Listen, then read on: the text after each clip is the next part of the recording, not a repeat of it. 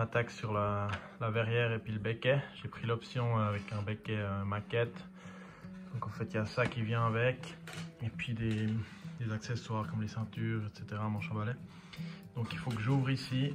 Et puis que je vienne ajuster les deux pièces ensemble. Faire ça à la Dremel. Ça va pas être facile mais on verra. On va improviser un peu.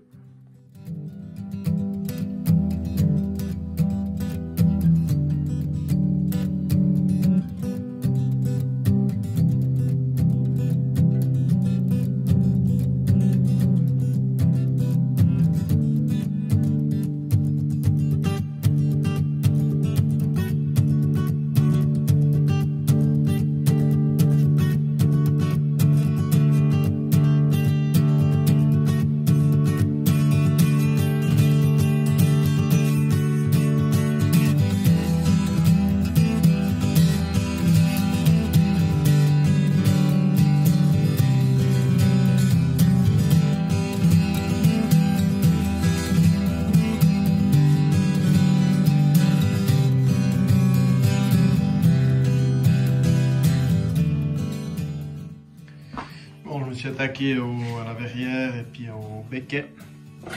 Du coup, j'ai coupé la verrière déjà de manière brute.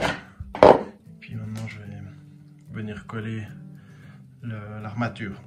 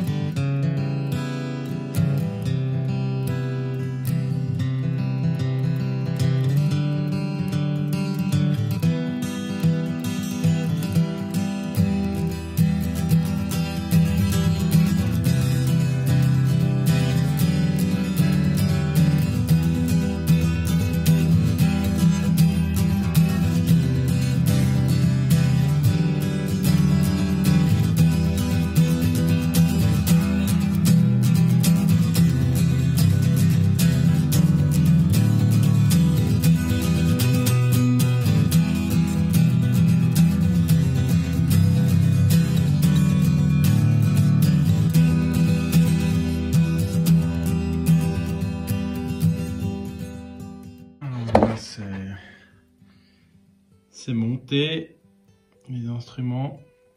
Maintenant je vais coller la verrière. Je vais opter pour la 30 minutes parce que il faut quand même pas mal de temps pour faire tout le tour, mettre les pinces. Du coup en 5 minutes à mon avis ça va être trop short.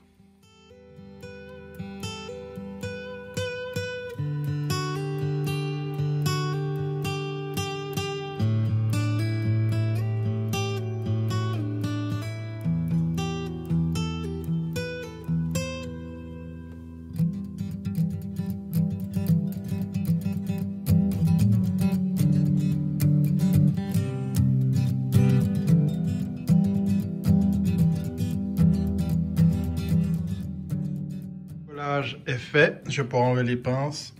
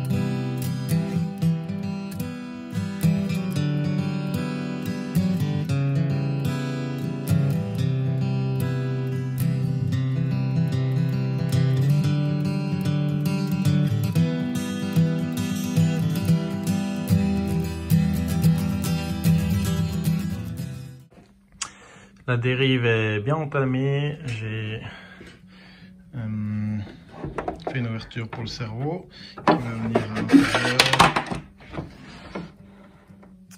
comme ceci. J'ai fait une ouverture pour la commande de la profondeur. Et ici j'ai fait ces pièces avec l'aide d'un ami parce qu'on travaillait ensemble, il m'a filé un coup de main. Ça viendra dans la partie fixe de la dérive. Et ensuite, vu que ça restera encore mou, même quand il y aura les nervures en époxy, là, les deux pièces. Donc je vais encore ajouter un renfort en carbone, j'imagine, plaque carbone, pour que ça soit solide. Là j'ai fait la commande aussi, donc fait de rainures, découpé en regardant que la cinématique était bonne, donc j'ai fait un gabarit en carton comme avec les ailerons, etc. Et puis il faut encore que je finisse le collage pour que ça soit joli. Et puis voilà, là on a la corde à piano qui dépasse. Empennage terminé. Je pourrais encore, si j'ai la motivation, faire un cache en carbone avec, donc il faut faire un moule, etc. pour faire un cache aérodynamique sur la commande qui est quand même bien, qui ressort quand même pas mal.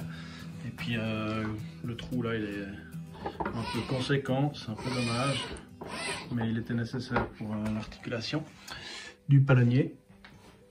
Et puis ici il y a la commande de la profondeur. Il faut encore que j'installe le cerveau de profondeur un peu plus tard. Il viendra environ par là, derrière la cuve qui sera environ au niveau de la jonction d'aile. Du coup, et puis là, on a la corde à piano. Je vais la tirer dehors, ça va encore voir ce qu'on n'a pas vu précédemment. Hop, voilà comment ça se présente à l'intérieur.